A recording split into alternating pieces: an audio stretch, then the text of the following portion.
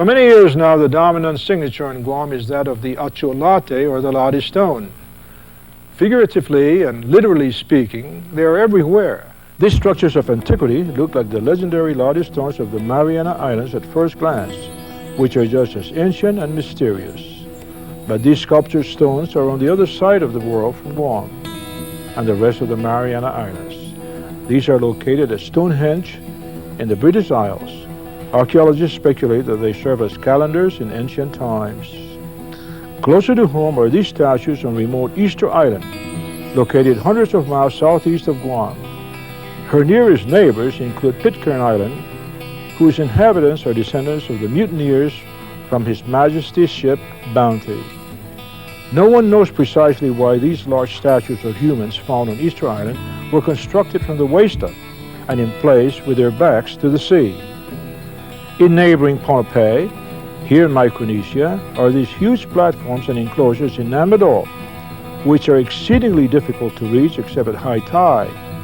Burial sites have been found in them, but many unanswered questions remain. And here at home in the Marianas, the ancestral home of the Chamorro people, have found the Latte stones of simple design, but nevertheless imposing, majestic, and functional. Some common unanswered questions about all these ancestral creations are: how were the ancients in England, Easter Island, and Guam able to sculpture them with the very primitive tools that they had at the time? How were they able to transport them from quarry to mountaintop and from island to island in their own island groupings? Such accomplishments would be engineering marvels even today. My own generation never gave much thought to the presence of Latte sites and settlements along the beach on the northern part of Tumon Bay.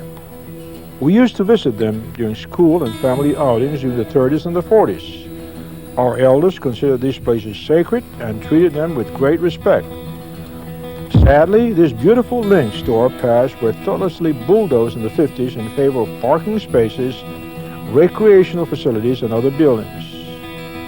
The ruins of the House of Taga on Tinian and the quarry at As Nieves on Rhoda attest to the distinctly Chamorro origin of the Latte stones in the Marianas. No other item is more representative of the ancient Chamorros than the Latte stone. Not unexpectedly, the outline of the Latte stone, consisting of a pillar and a cup, haligi and tasa, is a model for a wide array of things, from fence posts to flower pots and adornments in the back and front yards of homes and buildings. The Marines use them as a model for brass plaques, and the Commonwealth of the Northern Marianas gives it a prominent place in its official seal. Its signature became very prominent in the old Guam airport and became even more so in our new international airport.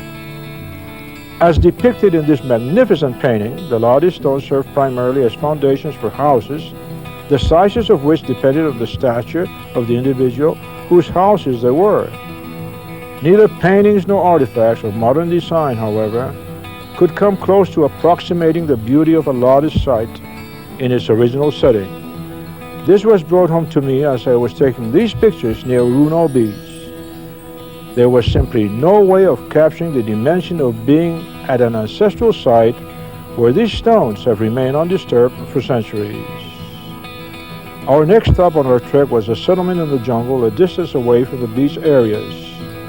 While going up and down slopes, I kept wondering, how were my ancestors able to transport stones weighing thousands of pounds over hilly and rugged terrain, considering it was a struggle for me with just a camera bag to carry?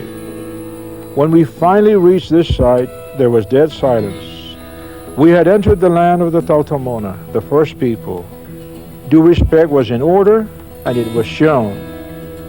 Very few words were spoken. The silence was interrupted only by the sound of gushing water from a river nearby.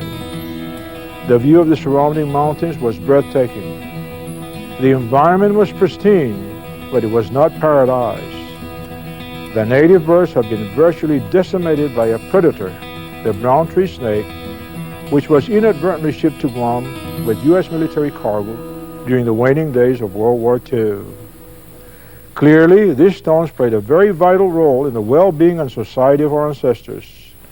The most fitting tribute we can now pay them will be to leave them in peace and tranquility at various locations in the verdant jungle that they chose themselves. Thanks again for joining us this evening. Hasta que manali talo y otra semana. Guajo si bien blessed.